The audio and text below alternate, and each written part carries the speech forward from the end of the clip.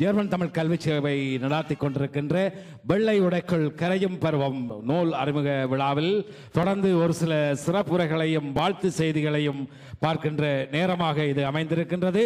அந்த வகையிலே எழுத்தாளர், ஜெர்மன் தமிழ் எழுத்தாளர் சங்க முன்னாள் செயலாளர், பட்டிமன்ற பேச்சாளர், முல்லைத்தீவு மாவட்ட முல்லைத்தீவு தொகுதி வீரகேசரி ஆசிரியராக அந்த காலத்திலே கடமையாற்றிய அன்பு அண்ணன் திரு பொன் புத்துசிகாமணி அவர்களை அன்போடு அழைக்கின்றோம்.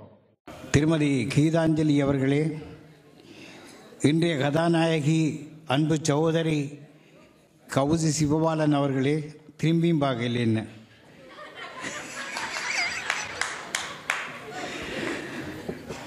வந்திருக்கின்ற டென்மார்க் நகரத்திலிருந்து வருகை தந்திருக்கின்ற எனக்கு விருப்பமான ஒரு எழுத்தாளர் எனது அன்பு சகோதரன் ஜீவகுமாரன் அவர்களே, திருமதி ஜீவகுமாரன் அவர்களே, வெற்றிமணி ஆசிரியர் அவர்களே, அவர் இப்போ படம் எடுத்து கொண்டிருக்கிறார், அதனுடைய அவரை சொல்லத்தான் வேணும். அவர் பேசும் பொழுது சொன்னார், நான் கிளிக்கு போட்டு வந்துட்டேன், நீங்கள் போய் கிளிக்குங்கோண்டு.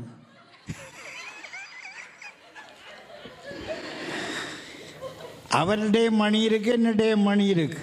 அதனுடைய அவர் முதல் கிளிக்கிட்டார், நான் முதல் ரெண்டாவது தரம் கிளிக்கிறேன். பேசும்போது கவுசி சொன்னார், புத்தியண்ண சிரிக்க சிரிக்க பேசுங்கோண்டு. சிரிக்க சிரிக்க பேச முடியாத அளவுக்கு கொஞ்சம் களைத்து விட்டேன் என்று தான் சொல்ல வேண்டும். ஆனாலும் கொஞ்சமாவது சிரிக்கலாம் என்று நான் நினைக்கின்றேன். 2 கிழமைக்கு முதல் அனைவரும் 2 கிழமைக்கு மேலே நினைக்கிறேன், எழுத்தாளர் சங்க கூட்டம் சபை சென்ற தமிழர் அரங்கத்தில் நடைபெற்றது. அப்போ அந்த மண்டபத்துக்குள்ள சின்ன பபா ஒன்று ஓடி தெரிஞ்சுது. யாரடா இந்த பபா ஒன்று பார்த்து எங்கேயோ பார்த்த ஞாபகமாக கிடக்கண்டு ஆழம் வந்து சிரிக்குது. பார்த்தா கவுசி. என்னடியப்பா இவ்வளவு மெலிஞ்சு போனாண்ட. ஐயோ நான் இன்னும் மெலிய போறேன். அப்பா இங்கே ஓச்சன் ஏதோ ஒரு நல்ல ஒரு சாரி ஒன்று எடுத்து வச்சிருக்கு ஆளுண்டு. பார்த்தா தெரியுது ஆள் செலிக்கு கொண்டு இருக்குதேன். அந்த அளவுக்கு கவுசி. நானும் பேர் சொன்னேன், போகிற போக்க பார்த்தா ஒரு நல்ல மழை காலத்தில் சிவபாலன் தூக்கி இடுப்பில் வச்சு கொண்டு போயிருமாண்டு. அது நல்லந்தான். என்ன நினைக்கிறீர்கள்? அந்த சிவபாலன் தூக்கி விட்டதால் தான் கவுசி இந்த உயரத்துக்கு வந்திருக்கின்றார். அந்த மனிதனுக்கு நாங்கள் முதல் பாராட்டுகளை சொல்ல வேண்டும். கவுசியே தன்னுடைய வாயால் எனக்கு சொல்லி இருக்கின்றார், என்னுடைய மனுஷன் நான் எழுதி கொண்டிருந்தால் என்னை டிஸ்டர்ப் பண்ணாதன், பிறகு என்னை டிஸ்டர்ப் பண்ணாதென்று பசி வந்தால் அவர் தான் சமைச்சு யோகாக்கும் போட்டு கொடுத்து அந்த கோப்பை வீங்காலையெல்லாம் கழுவி வச்சுட்டு படுத்துடும். அப்போ கவுசி தண்டை பாட்டு எழுதுகிற மாதிரியே இருக்கும் சில வேளையிலன்னு நினைக்கிறேன். எந்த நேரம் எல்லாருக்கும் வராது, எழுதுகிற மாதிரி இருந்திருக்கும். அந்த அளவுக்கு கவுசியை வளர்த்து விட்ட பெருமை சிவபாலனுக்கு தான் போய் சேர வேண்டும். உண்மையிலே ஒரு நல்லொரு திறமையான பார்க்கையில் ஓடி தெரிஞ்சுது.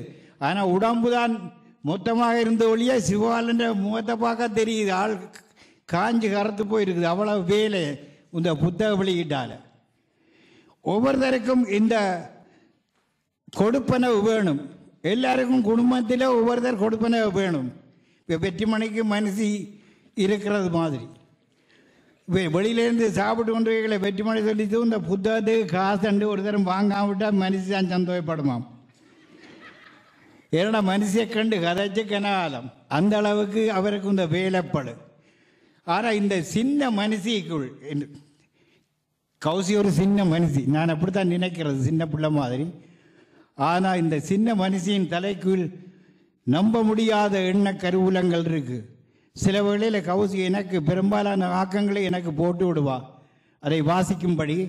அநேகமான ஆக்கங்கள் நான் வாசித்துத்தான் இருக்க வேண்டும். இவருடைய முக்கோண முக்களிப்பு என்ற அந்த கதை புத்தகத்தில் நான் தான் அணிந்துரை எழுதியிருந்தேன். அப்பொழுது சரியான வருத்தம். அடிக்கடி கவுசி சொல்லும், நீங்கள் முழுக்க அந்த புத்தகம் வாசிக்க இல்லைன்னு என்றால் அடிந்துரையை பார்க்க தெரிஞ்சிருக்கு ஆளுக்கு. ஆனால் நான் வாய்ச்சேன் கவுசி என்று சத்தியம் பண்ணி சொல்லி போட்டேன். ஆனால் அது நல்லா தான் இருந்து, நல்லா இருந்தோ இல்லையோ கௌசி, வாசிச்சா தெரியும். அந்தளவுக்கு அற்புதமான. நாங்கள் பிள்ளையென்று ஏதாவது சொன்னால் கௌசி அதை எதிர்த்து கதைக்காது என்ற கௌசியின் முகத்திலேயே நான் பார்ப்பேன். கௌசி ஒரு ஆச்சரியமாக பார்க்கும், ஓடே நான் நினைக்காத இந்த மனிதன் சொல்லுவது என்னடா அவருக்கு தெரியுது அது பிள்ளையாகத்தான் செய்து போட்டேன். அப்படியான அளவுக்கு ஒரு புரிந்து கொள்ளக்கூடிய நல்ல ஒரு படைப்பாளி. நான் அதுதான் அன்றைக்கு ஃபேஸ்புக்கில் ஏதோ இதுக்கு எழுதினேன், கடின உழைப்பாளி, உன்னதமான கடின உழைப்பாளி, தன்னை உயரத்தில் உயர் நிறுத்தி பார்க்க வேண்டும் என்ற அதிகூடிய விருப்பமுடையவர். இந்த திறமை கௌசிக்கு தனித்துவமானது.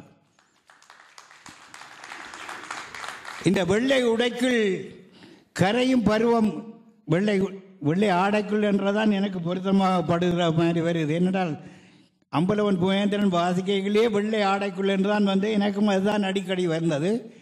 அது ஃபேஸ்புக்கிலே விளம்பரமாக வரைகளை கன பேர் கருத்து தெரிவித்து எழுதினர். அதில் எனக்கே ஆச்சரியமாக போச்சு, என்னத்தை பற்றி எழுதியிருக்க போகிறா என்று எனக்கே ஆச்சரியமாக இருந்தது. அதில் வெளியிலிருந்து பிரபல எழுத்தாளர் கருணாகரமூர்த்தி அவர்கள் எழுதினார்கள். இப்போ என்னத்தை பற்றி எழுதியிருக்கிறாப்போ தெரியலே, ஆனாலும் இந்த தலைப்பு கொஞ்சம் கிளுகிழுப்பாக தான் இருக்குன்னு. உண்மையிலே கிளுகிழுப்பான தலைப்பு தான். நான் வீரசேரி வேலைய காலகட்டத்தில் மித்திரனுக்கும் ஒரு ரிப்போர்ட்டராக இருந்தேன். ஆனால் நான் மித்திரனுக்கு எழுதுகிற இல்லை.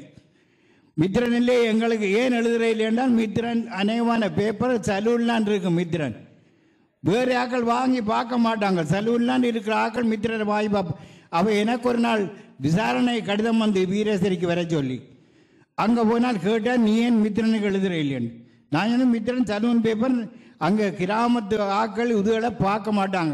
தெரிந்தால் இருண்ட கண்டத்தில் இலங்கையரன் அவர் எனக்கு சொல்லித்தாரார், ஒரு பெண் தெருவால போனாள் என்றால் அவளுடைய ஆடையில் இரத்த கசிவு பட்டதென்றால் அதுதான் தலைப்பாக எழுத சொல்லி, ஏன்னா அது கவர்ச்சியாக இருக்கும். அப்படியான பத்திரிகை தான் மித்திரன். அதே மாதிரி இந்த தலைப்பும் கவர்ச்சியானது. ஒரு கிறிஸ்தவ பெண்மணியிடம் இதை கொடுத்து கேட்டேன். இந்த அவ கேட்டா இதுவா என்ன கிறிஸ்தவ மதத்தை பற்றி எழுதிக்கிறாவோன்னு. ஏனென்றால் அங்கே தான் சிஸ்டர் மாதிரி இருக்கணும், ஃபாதர் மாதிரிலாம் வெள்ளை அங்கியல் போட்டு இருப்பினோம். நான் யோசனை இப்படி எழுந்தா இவன் மாட்டுப்பட்டாண்டு மதப்பிரதாகனம் அங்கே வந்துடும். ஆனபடியால் இந்த வெள்ளை ஆடைக்குள் என்னும் எனக்கு தெரியாது. நான் போய் பார்த்தா தான் தெரியும் என்னத்தை பற்றி எழுதிக்கிறான். வேந்தி யோசன் விதவைகளை பற்றி எழுதிக்கிறான். இப்போ விதவைகளை பற்றி எழுதி ரெண்டா வெள்ளையோடையிலேருந்து சனமெல்லாம் மாறிட்டு இப்போ வெள்ளையோடைய பற்றி எழுதுகிற அப்போ அது பிள்ளையாத்தான் இருக்கும். ஆனால் இப்போ எதை பற்றி எழுதியிருக்கிறான்னு காலமை ஒரு தொகுப்பில் நான் வாசித்த பொழுதுதான் யோசித்தேன். ஆனால் இன்னும் கொஞ்சம் வயசை கூட்டி போட்டுக்கலாம் போல கிடந்தது. ஏன்னா 30 வயசில் இன்னும் கல்யாணம் கட்டாமல் இருக்கிறார்களும் இளமையாக இருக்கணும். பார்க்கலையே கௌசி இன்னும் இளமையாக தான் இருக்கு. அப்போ அப்படியான பருவத்தில் இப்போ வந்துட்டுது நிலைமை. ஆனபடியால் கொஞ்சம் வயசை கூட போட்டு எழுதியிருக்கலாம் போல கிடந்தது. மற்றபடி அன்பு தம்பி ஜியோவாரன் அருமையான நயவுரை ஒன்றை வழங்கியிருந்தார்கள். நிகழ்ச்சிகள் எல்லாமே இதுக்குரிய இந்த வெளியீட்டுக்குரிய நிகழ்ச்சிகளாக இருந்தது. பார்க்க கேட்க அருமையாக இருந்தது. கலை நிகழ்ச்சிகள் முதல் கொண்டு எனக்கு இந்த சந்தர்ப்பத்தை அளித்து என்னை கௌரவப்படுத்திய திருமதி கௌசிக்கு எனது மனமார்ந்த வாழ்த்துக்களையும் மீண்டும் மீண்டும் நல்ல பல ஆக்கங்களை சமுதாயத்துக்கு இந்த இலக்கிய உலகத்துக்கு தர வேண்டும் என்று கேட்டுக்கொண்டு இன்னொரு விஷயத்தை சொல்கிறேன். எஸ் ராமகிருஷ்ணனுக்கு ஜீவகுமாரன் சொல்லிக்கலே அவருக்கு சாகித்ய மன்ற விருது கிடைச்சிருக்கின்றது. அவருடைய பேட்டி 2 பத்திரிகையிலும் 2 டிவியிலே நான் கேட்டேன். அவர்கள் கேட்டார்கள். அவர் 125 புத்தகம் எழுதியிருக்கிறார். அவருக்கு இப்போதுதான் சாகித்ய மண்டல விருது கிடைச்சிருக்கின்றது. அந்த விருதோடு சேர்த்து 1 லட்சம் ரூபாய் பரிசும் கொடுத்திருக்கின்றார்கள். அவர்கள் கேட்டார்கள், நீங்கள் இவ்வளவு காலமும் எழுதின எழுத்துக்களில் உங்களுக்கு பாதித்த விஷயம் எதன்? அவர் சொன்னார், நிச்சயமாக சிறுகதை தான் என்று. ஏனென்றால் சிறுகதையை எழுதுவது சரியான கஷ்டம். இப்பொழுது சிறுகதை ஆசிரியர்கள் ஜாம்பவான்கள் நிறையவே இந்த உலகத்தில் இருக்கின்றார்கள். அவர்களை முந்துவது சிறுகதை எழுதுவதில்தான் இருக்கின்றது, போட்டி அங்கேதான் இருக்கின்றது. சொன்னார், என்னுடைய இதுக்கு முதல் எழுதின புத்தகம் 1,00,000 பிரதி வித்தது. ஆனால் எனக்கு எழுத்தாளனுக்கு கிடைக்கக்கூடிய கூலி 10 வீதம் தான். ஒரு எழுத்தாளன் மிகவும், இப்போவும் நான் ஒரு கட்டுரை எழுதி போட்டேன், அதுக்கு 50 ரூபா ஒரு பத்திரிகை அனுப்பியிருக்கின்றது. அவர்களுடைய எல்லாராலேயும் எழுத்தாளனாக முடியாது. அவர் சொன்னார், எனக்கு குடும்பம் எனக்கு உதவுகின்றது, இவருக்கு இதாலான் முடியும் என்றால் இவரை இதிலே எழுத வைப்போம் என்று அண்ணன், தம்பி, என்னுடைய மனைவி முதல் கொண்டு எல்லோருமே உதவி செய்கின்றார்கள். நான் தாராளமாக என்னுடைய நேரத்தை இதுக்காக ஒதுக்குகின்றேன் என்று. ஆனபடியால் ஒரு எழுத்தாளன் என்பது வருமானத்தை கருதி கடைசி வரைக்கும் எழுத முடியாது. இந்த சமுதாயத்துக்கு நான் என்ன பங்கு செய்கின்றேன் என்ற நோக்கத்தோடு, இந்த மொழிக்கு நான் என்ன பங்கு செய்கின்றேன் என்ற வெறியோடு இந்த ஆக்கங்களை கொண்டு வர வேண்டும். ஆகவே அந்த முயற்சி சகோதரி கௌசிக்கு நிறைய இருக்கின்றது. எதையும் எழுத வேண்டும். இன்றைக்கு வெற்றிமணிகின்ற ஆஸ்தான எழுத்தாளராக கௌசி திகழ்கின்றார் என்பதை பெருமையோடு சொல்லிக்கொள்ள விரும்புகின்றேன். அங்கே பார்த்திருந்து சிரிக்கிறார். வெற்றிமணியோட டக்குனவருக்கு ஒரு சிரிப்பு வந்துடுறார். ஆகவே மீண்டும் மீண்டும் நான் சொல்வது அதுதான், இதைவிட பல விழாக்களை நாங்கள் சந்திப்போம் கௌசியினுடைய எழுத்தாற்றலால் என்று கூறிக்கொண்டு இந்த உரையை கேட்ட அனைவருக்கும் எனது மனமார்ந்த நன்றிகளை தெரிவித்துக் கொண்டு விடைபெறுகின்றேன். நன்றி, வணக்கம். மலரும் மாலைகள் என்ற ஒரு வானொலியை நடாத்தி கவிஞனாக, ஆசிரியராக, நிர்வாகியாக என்று தன்னுடைய பணிகளை நகர்த்தி சென்று கொண்டு இப்போது தமிழ் MTV என்கின்ற இணைய தொலைக்காட்சியை நடாத்தி கொண்டிருப்பவருமான திரு சிவனேசன் அவர்கள் இப்போது திருமதி கௌசி அவர்களை கௌரவிக்கின்ற வேளை இது. உங்கள் கரங்கள் ஒலிக்கலாம்.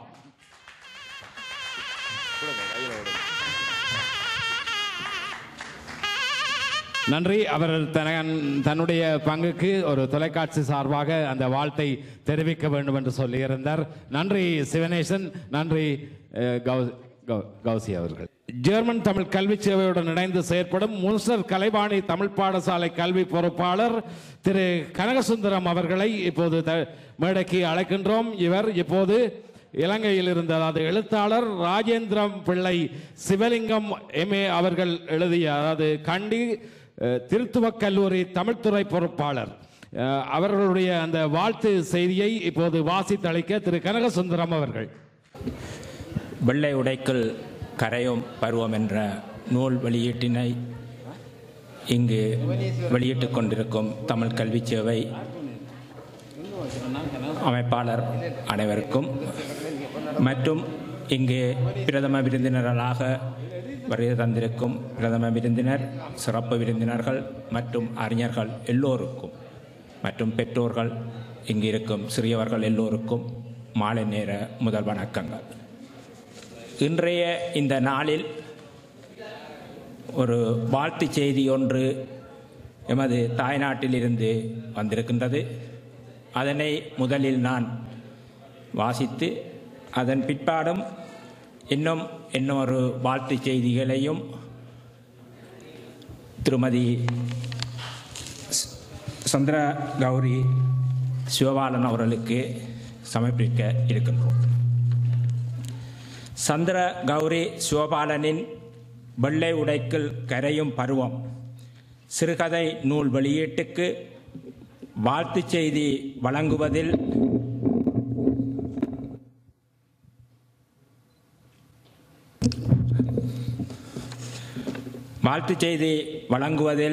பெரு மகிழ்வெய்துகின்றேன். கௌசியும் நானும் 1981 பேராதனை பல்கலைக்கழகத்தில் தமிழில் சிறப்புகளை பயின்றோம். அக்காலத்தில் இருந்து அறச்சீற்றமும் சமூக நலனும் அன்பு பாராட்டும் பண்பு மிக்கவராக இன்றைய கௌசி திகழ்ந்தார்.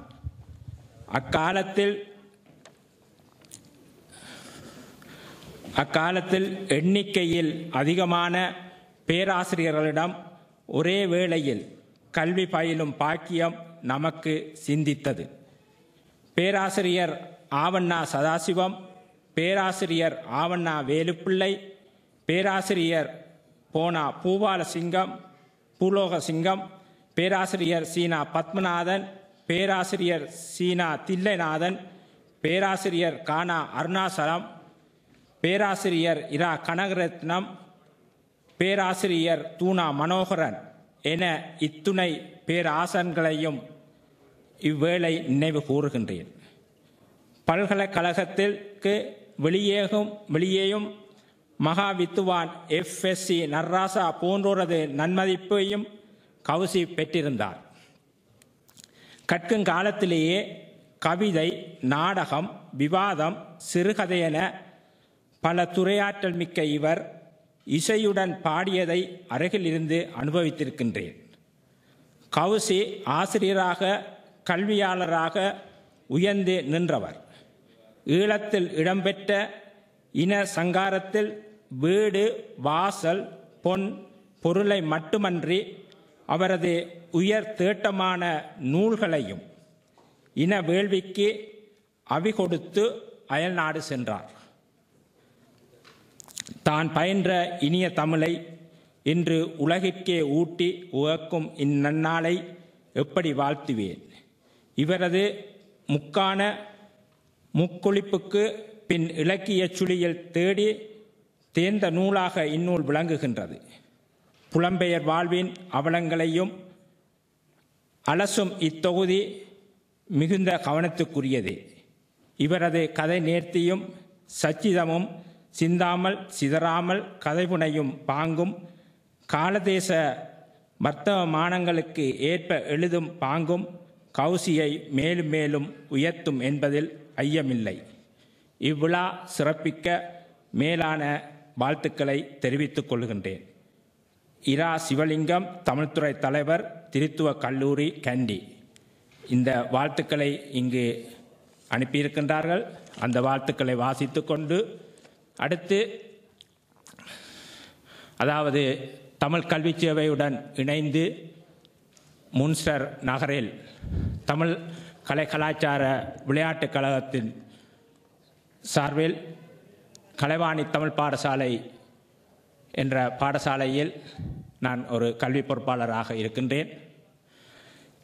அந்த வாழ்த்துக்களும் அவர்களுடைய வாழ்த்துக்களையும் இங்கு கூற வேண்டும்.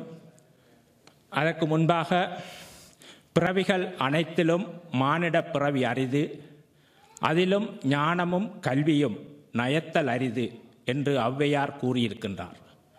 அதுபோல வாழ்வின் இலட்சியத்தினை திருமதி சந்திர கௌரி சிவபாலன் நிறைவேற்றி இன்று இங்கு வெற்றிகளை கண்டுகொண்டிருக்கின்றார். இந்த மேடை இதனை நிரூபித்துக் கொண்டே இருக்கின்றது. பட்டாம்பூச்சி மூலமும் பருத்தி பஞ்சு மூலமும் நூலெடுத்து அதிலிருந்து பலவிதமான ஆடைகளை செய்கின்றோம். அந்த நூலால் இறையருள் பொருந்தும் விழாக்களில் கும்ப குடங்களை அழகு செய்கின்றோம். ஆக நூல் என்பது மனித வாழ்விற்கு இன்றியமையாத ஒன்று. அந்நூல் தேக சுகத்தை எங்களை பாதுகாக்க வல்லது. ஆனால் ஞானமாகிய அறிவை உருவாக்கி கல்வி என்னும் செல்வத்தை பாதுகாக்க புஸ்தக வடிவில் பிரதிகளும் வெளியாகி கொண்டிருக்கின்றது. இந்த கல்வி செல்வத்தை இன்று இங்கு திருமதி சந்திர கௌரி சிவபாலன் அவர்கள் சிறுகதை தொகுப்பின் மூலம் வெள்ளை உடைக்கில் கரையும் பருவம் என்ற நூலை வெளியிட்டிருக்கின்றார். இந்த நன்னாளில் தமிழர் கலை கலாச்சார விளையாட்டுக் கழகத்தின் முன்சர் கலைவாணி தமிழ் பாடசாலை சார்பிலும், பெற்றோர்கள் ஆசிரியர்கள் சார்பிலும், முன்சர் இசையாலயத்தின் ஆசிரியை திருமதி வத்சலா கனகசுந்தரம் அவர்களின் சார்பிலும் முதலில் நன்றிகளை கூறிக்கொண்டு, எது நடந்ததோ அது நன்றாகவே நடந்தது, எது நடக்கின்றதோ அது நன்றாகவே நடக்கின்றது, எது நடக்க இருக்கின்றதோ அது நன்றாகவே நடைபெறும். அதேபோல் இந்த விழாவும் இனிவருங்காலங்களில் இவரது கவுசி அவர்களின் தொகுப்புக்கள் நிறைய வெளிவந்து இந்த மண்ணில் வாழுகின்ற, அதாவது புலம்பெயர் மண்ணில் வாழ்ந்து கொண்டிருக்கின்ற இந்த சிறுவர்களுக்கு அதாவது உயிரிலும் மேலான தமிழ்மொழி என இங்கு கல்வி சேவை அதனை உணர்த்தி இங்கு பாடசாலைகளை அதாவது நிறைய அதிகமான பாடசாலைகளை நடாத்தி கொண்டு வருகின்றது. அந்த பாடசாலையின் மூலம் இந்த மேடைகளில் அதாவது இங்கு கல்வி சேவை இந்த சிறுகதை தொகுப்பு மட்டுமல்ல, வேறு பல திருக்குறள் போட்டிகளை நடாத்துகின்றது, வேறு பல விழாக்களை நடாத்துகின்றது. அந்த மேடைகளில் இங்கு வளர்கின்ற பிள்ளைகளை வளம்படுத்தி இருக்கின்றது. இந்த மேடைகளில் அதாவது பல மேடைகளில் அந்த மாணவ மாணவிகள் இங்கு அதாவது மென்மேலும் உயர்ந்து கொண்டே இருக்கின்றார்கள். ஆனால் ஒன்றை ஒன்று நான் கூறுகின்றேன், கௌசி அவர்களை எனக்கு முன்பு தெரியாது. இந்த பாடசாலையின் மூலம்தான் அறிமுகமானேன். ஆனால் அதன் பிற்பாடு எமது பாடசாலையில் நான் கதைக்கும் பொழுது கௌசி அவர்களின் பெயரை சொன்னால் அங்கு பயப்படுவார்கள். ஏனென்றால் அவர் கொஞ்சம் கொஞ்சம் கடுமையாக பரீட்சைகளை வினாக்களை திருத்துவா. அவரிடம் நாங்கள் கல்வி கற்றால் இன்னும் மென்மேலும் விருத்தி அடையலாம் என்ற ஒரு இது எங்களிடம் உள்ளது. ஆனால் பயம் இருக்குதோ, எங்கு பயம் இருக்கின்றதோ அங்குதான் அன்பு இருக்கின்றது. அந்த அன்பை உணர்த்தி கொண்டு இருக்கின்றார் திரு கௌசி அவர்கள். இந்த விழாவிற்கு அதாவது இந்த நூலை வெளியிட்டு மென்மேலும் பல நூல்களை வெளியிட வேண்டும் என எல்லோர் சார்பிலும் கேட்டுக்கொண்டு அவருக்கு இறையருள் நன்கு கிடைத்து நல்வாழ்வு வாழ்ந்து இன்னும் பல நூல்களை வெளியிட வேண்டும் என கூறிக்கொண்டும், அடுத்து இந்த கல்வி சேவை தமிழ் கல்வி சேவையின் பொறுப்பாளர்கள் அதாவது பொன் ஜீவகன் அவர்களுக்கும் மற்றும் நிர்வாக உறுப்பினர்களுக்கும் அவருடன் இணைந்து செயற்படும் மற்றைய ஆசிரியர்கள் எல்லோருக்கும் நன்றிகளையும் வாழ்த்துக்களையும் கூறி இன்னும் பல வெற்றி விழாக்களை காண வேண்டும் என கூறிக்கொண்டு விடைபெறுகின்றேன். நன்றி, வணக்கம். ஐரோப்பிய தமிழ் வானொலி ஏடிஆர் அகரம் பத்திரிகையின் பிரதம ஆசிரியர் திரு ரவீந்திரன் அவர்களை அன்போடு அழைக்கின்றோம். தேடிச்சோறுனிடம் தின்று பல சின்னஞ்சிறு கதைகள் பேசி மனம் வாடி கிளப்பருவம் எய்தி கொடுங்கூற்றுக்கு என வீழும் வேடிக்கை மனிதரைப் போல் வீழ்வேன் என்று நினைத்தாயோ மானிடா என்ற பாரதியினுடைய வரிகளை இங்கே என்வசமாக்கி என் தேசத்து நேசத்து உறவுகள் அனைவருக்கும் இனிய ஒரு வணக்கத்தை தெரிவித்துக் கொண்டு ஒரு கதையை ஒன்றை சொல்லிட்டு அங்கே போகிறோம். ஒருவர் இப்படி ஒரு மணி நேரத்துக்கு மேலே பேசிக்கொண்டு இருக்கார். மேடை முன்னுக்கு இருந்தவர் வந்து பக்கத்தில் இருக்கார். என்னப்பான்னு கேட்டிருக்கார். நீ முடிக்க நான் தொடங்குறேன், நீ இருந்து கேளன். கேட்பது எவ்வளவு கடினம் என்பதை சொன்னேன். ஏனென்றால் அவ்வளவு நான் உட்பட எல்லோருமே நொந்து கொண்டிருக்கின்றோம். ஏனென்றால் புத்தக வெளியீட்டுக்கு ஒரு 25 பேரை சேர்ப்பது என்பதே மிக கடினம் இன்றைய சூழலில். ஒரு அளவிற்கு ஏனும் முடிந்த வரையில் சேர்த்திருக்கின்றார்கள். அவர்களையும் நாங்கள் துளைத்து விடக் கூடாது என்பதை பேசுகின்ற நாங்கள் சிந்திக்கிறேன். கிடைச்சிட்டு தான் மைக் போட்டு ஒரு பிடிச்சிட்டு போறது. புத்தக வெளியீட்டுக்கு வந்தவா புத்தக வெளியீட்டை பற்றி, புத்தகத்தை பற்றி அல்லது ஆசிரியரை பற்றி அல்ல அது சம்பந்தப்பட்ட விடயங்களை பற்றி பேசுகின்ற போது உண்மையில் வரவேற்கத்தக்கதாக இருக்கும். என்ன பற்றி எல்லோருக்கும் தெரியும். இந்த நாய் குறை சொல்லும், நேர சொல்லும். நான் அப்படித்தான். இப்போது கௌசிக்கும் எனக்கு நான் நினைக்கிறேன் இவ்வளவு காலத்துக்கு ஒரு 50 வார்த்தை நான் கௌசியோட பேசியிருக்க மாட்டேன். ஆனால் எனக்கு கௌசியில் பிடித்த ஒரு விடயம், தான் நினைத்ததை எவன் என்ன வேணும் என்றாலும் நினைக்கலாம். நான் நினைத்த கருத்தை சரியாக சொல்லுகின்ற அந்த வீரம் எழுத்திருக்கல்லவா, அந்த எழுத்து என்பது எழுத்தாளர்களிலே 2 விதம் இருக்கின்றது. ஒன்று அங்கீகாரத்துக்காக எழுதுபவர்கள், மற்றது தன்னுடைய கருத்தை நிலைநிறுத்த எழுதுபவர்கள். இன்று பல எழுத்தாளர்கள் அங்கீகாரத்துக்காகவே எழுதுகிறார்கள். முகநூலிலும் பத்திரிகைகளிலும் எங்கெங்கெல்லாம் வர வேண்டுமோ அங்கெல்லாம் வந்தால் காணும் என்ற எழுத்தோடு இருக்கின்றவர்கள். ஆனால் கௌசியினுடைய எழுத்துக்கள், நான் சில எழுத்துக்களிலே எனக்கு முரண்பாடு இருக்கின்ற தனிப்பட்ட ரீதியிலே எனக்கு முரண்பாடு இல்லை என்று சொன்னால் அவரோட மூளை காணும். ஒரு ஆளுக்கு ஒரு மூளை இருந்தால், எல்லோருக்கும் போது ஒரு மூளை இருந்தால் காணும். ஒவ்வொருவருக்கும் ஒவ்வொரு மூளை இருக்கின்றதால் தான் கருத்து முரண்பாடு இருக்கின்றது. நிறைய கருத்து முரண்பாடுகள் இருக்கின்றது. ஆனாலும் கௌசியினுடைய எழுத்துக்களை நான் நேசிக்கின்றேன் அல்லது விரும்புகின்றேன். காரணம், அவர் சொல்ல வந்த கருத்தை துணிவோடு சொல்லுகின்றார்கள். வீரியம் மிக்க எழுத்தாக இருக்கின்றது. பாரதி வாழ்ந்த காலத்திலே எத்தனை பேர் பாரதியை வாழ்த்தினார்கள்? பாரதியினுடைய எழுத்துக்களை எத்தனை பேர் வாழ்த்தினார்கள்? பாரதியை யார் ஏற்றுக்கொண்டார்கள்? இன்று பாரதியினுடைய எழுத்துக்களை ஏற்றுக்கொள்கிறார்கள். அதே போல காலம் கடந்து அடுத்த சந்ததி நிச்சயமாக கௌசியினுடைய எழுத்துக்களை வரவேற்கும். இன்று நாங்கள் உதறிவிட்டு போகலாம். ஏனென்றால் சொல்லப்படுகின்ற சில விடயங்கள் சில பேர் நினைக்க முடியும் கௌரியினுடைய எழுத்துக்கள் கலாச்சாரத்தை மாறுபடுத்துகின்றது என்று. எல்லோருக்கும் அவரவர் மனச்சாட்சிக்கு தெரியும் எழுதியிருக்கிறது உண்மையா பொய்யான். மேடையில் விட்டால் இது இப்படி கௌசி எழுதிடக்கூடாது. என்ன இருந்தாலும் பண்பாடு கலாச்சாரம் என்பது மனதை கட்டி காக்க வேண்டும், மனதில் இருக்க வேண்டியது. அதை விடுத்து இப்படி சரியான விடயங்கள் நான் ஒன்று நாள் விடயம் அதை நான் சொன்னால் கொச்சைப்படுத்தி விடுவேன், அவருடைய கரு உடைந்து விடும். அதனால் நான் அந்த என்னுடைய மாறுபட்ட கருத்துக்களை சொல்லவில்லை. இங்கே இந்த தலைப்பு வெள்ளை உடைக்குள் கரையும் அந்த இதிலே எங்களுடைய வெற்றிமணி ஆசிரியர் ஒரு கருத்தை, அதாவது பாடசாலை காலத்தில் சென்றிருந்தார். புத்திசியாமணி 2-3 விடயத்தை சொல்லியிருந்தார். புத்திசியாமணி சொல்வதற்கு முன்னர் சிவகுமார் அவர்களும் சொல்வதற்கு முன்னர் நான் நினைத்தது சற்று மாறுபட்டதாக. ஏனென்றால் நாங்கள் ஒரு போராட்ட களத்தில் இருந்த போராட்ட இனமான இனத்தில் இருந்து வந்த நாங்கள் 2009க்கு முன்னர் பின்னர் இந்த புத்தகம் வெளியிடுறபடியால் ஒரு வேளை அங்கே போராட்ட களத்திலே உயிரிழந்த கணவன்மாரை இழந்த அந்த விதவை பெண்களுடைய வாழ்க்கை வரலாறோ அல்லது அது ஏதேனும் உள்ளடக்கப்பட்டிருக்குமோ என்று நினைத்தேன். அது எனக்கு தெரியாது உண்மையில். நான் அது இல்லை. ஏனென்றால் அந்த ஒரு தலைப்பு, அதாவது புத்தி சொன்னது போல ஒரு தலைப்பு எப்படி ஒருவனை பல கோணத்தில் சிந்திக்க பண்ணுகின்றது என்ற அந்த விடயத்தை, அந்த தலைப்புக்கு நன்றியை கூறி கௌசிக்கு பாராட்டுகளையும் வாழ்த்துக்களையும் தெரிவித்துக் கொண்டு, என்னால் என்னையும் யாரும் சொல்லக்கூடாது இல்லை கண்ண நீ என்று. ஆனால் ஒரு நன்றி சொல்ல வேண்டும். எனக்கு நான் இன்றுதான் அவை கண்டிருக்கின்றேன் ஆசிரியர் தர்மினி. நானும் பல சங்கீத நிகழ்வுகளை பார்த்துருக்கின்றேன். எனக்கு சங்கீதம் தெரியாது, அதை பற்றி ஒன்றும் கேட்க மாட்டேன். இந்த பெண் பிள்ளைகளுடைய உடையில் நீங்கள் எடுத்திருக்கிற கவனம் இருக்கல்ல, அதற்கு நான் உங்களுக்கு நன்றியும் பாராட்டுகளும். ஏனென்றால் அது மிக மிக மிக அவதானமாக நீங்கள் எடுத்திருக்கிறீர்கள் என்று நான் நினைக்கின்றேன். அல்லது அவர்களுடைய பெற்றார்கள் எடுத்ததோ தெரியாது. ஆனால் பெண் பிள்ளைகளை எப்படி அது சங்கீத நிகழ்ச்சியில் இருத்த வேண்டும், இந்த மாதிரி உடை அணிந்திருக்க வேண்டும் என்பதை, உடை என்பது சாரிதான், ஆனால் அதை எப்படி இருத்த வேண்டும் என்ற நான் இந்த சபைக்கு சொல்ல வேண்டிய காரணம், சபை திருந்த வேண்டிய தேவை இருக்கின்றது. சங்கீதத்தை ரசிக்காமல் வேறு இடத்தையும் ரசிக்க பண்ணி விடுவார்கள். அந்த இடத்தில் நிதானமாக இருந்தீர்கள். அந்த வகையிலே நன்றி. பொறுமையாக கேட்டதற்கு மிக்க மிக்க நன்றி. உங்களுக்கு நன்றி. வணக்கம். என் தேசத்து நேசத்து சொந்தங்களே, நன்றி வணக்கம்.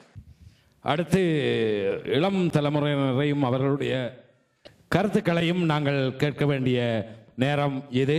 வளர்ந்து வருகின்ற எழுத்துத்துறையாக இருந்தான்னு அல்லது வேறு துறைகளாக இருந்தாலும் அவர்களுடைய தொடர்பும் அவர்களுடைய பங்களிப்பும் நிச்சயமாக எமது எதிர்கால சந்ததியை வழிநடத்தி செல்லும் என்ற நம்பிக்கை இருக்கின்றது. அந்த வகையிலே வெற்றிமணி பத்திரிகையில் தொடராக கட்டுரைகள் தந்து கொண்டிருப்பவர், பல்கலைக்கழகத்தில் நாடக ஊடகவியலாளராக படித்து கொண்டிருப்பவர், ஊடகவியலாளராக பணி செய்பவர், முற்போக்கு சிந்தனையை எழுதுவதுடன் பெற்றோருக்கும் இளையோருக்கும் இடையிலுள்ள கருத்து வேறுபாடுகளை தீர்க்கும் முகமாகவும் அவர் உணர்வுகளை ஒருங்கிணைப்பதற்கும் உரிய படைப்புகளை தருபவர். இவர் ராம் பரமானந்தன் அவர்கள். வாருங்கள். வணக்கம். இவ்வளவு பெரிய ஆக்களுக்கு பக்கத்தில் என்ன எல்லாமே நீ பேச விட்டு இருக்கிறீங்க கௌசேண்டி. ஒரு மாதிரி பிராங்க்ஃபோர்ட்ல இருந்து எல்லாரும் முறக்கி இருக்கிறீங்க. நானும் பிராங்க்ஃபோர்ட் வாசி தான்.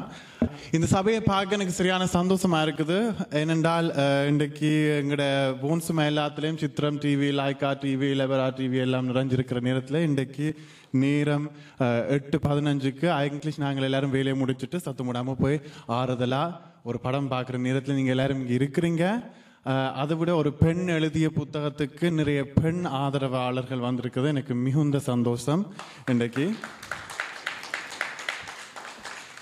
ஏனென்றா இன்றைக்கு ஜெர்மனியில 21% ஒரு பெண்ணுக்கு சம்பள வருவாய் குறைவாக இருக்கிற நேரத்தில் ஒரு பெண் இவ்வளவு ஆபாய்ன்ற ஒரு விஷயத்துக்குள்ள அமர்த்தினதுக்கு நீங்கள் எல்லாரும் வந்ததுக்கு எனக்கு உண்மையில அதுதான் ஒரு பெண்ணுக்கு ஒரு பெண் சப்போர்ட்டா இருக்கிறது இந்த காலத்தில் சரியான குறைவு. ஆகவே இந்த பொறாமைகளை எல்லாம் நீங்கள் அதை செய்தது எனக்கு சரியான சந்தோஷம். அதுக்கு சபைக்கு என்னுடைய நன்றி. முதற்கண் கௌசேண்டியை நான் சந்திக்க, நான் எனக்கு முதல் சந்திக்க நான் இவ்வளவு இப்படி ஒரு உயரம் இருப்பேன்.